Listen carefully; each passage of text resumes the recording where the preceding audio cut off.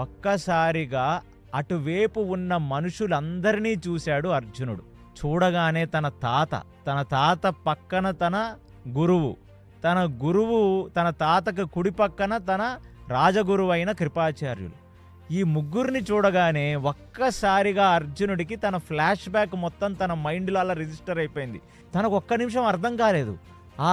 అటువైపు చూడగానే, భీష్ముడిని చూడగానే, చిన్నప్పుడు చెయ్యి పట్టుకొని తండ్రి చనిపోతే 5 పిల్లల్ని తీసుకొని వచ్చింది కుంతి.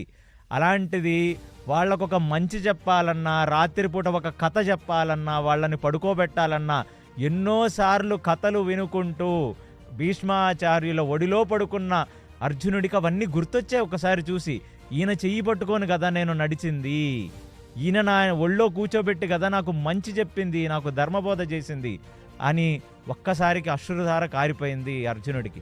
పక్కన ఉన్న ద్రోణాచార్యుడిని చూస్తే తన కొడుకు తిన్నాడో లేదో చూసుకోలేదు, కానీ అర్జునుడు తిన్నాడా పనుకున్నాడా అని నిరంతరము గురుకులంలో అర్జునుడి మీద ఒక ఫోకస్ పెట్టి, ఒక కన్ను పెట్టి, ఆయన తప్పు చేస్తే మందలించి, ఆయన మంచి చేస్తే హృదయాలకు అద్దుకొని, అతన్ని చూసి మురిసిపోయి, అతను సరిగ్గా చదవకపోతే బాధపడ్డ ద్రోణాచార్యుడు భార్య గుర్తుకొచ్చి అసలు అది ఇంకా తట్టుకోలేడు. ఎందుకంటే ఈరోజు అర్జునుడిని గ్రేట్ వారియర్ అంటే దాన్ని ఫుల్ క్రెడిట్ ద్రోణాచార్యుల వారికి. ఖచ్చితంగా ఇవాళ అర్జునుడు నిలబడ్డాడు ఇక్కడ ఒక ధనస్సుతో అంటే ఆ క్రెడిట్ ద్రోణాచార్యుడు. అలా ద్రోణాచార్యుడిని చూడగానే అసలు చూడలేకపోయాడు, కళ్ళు దించుకున్నాడు.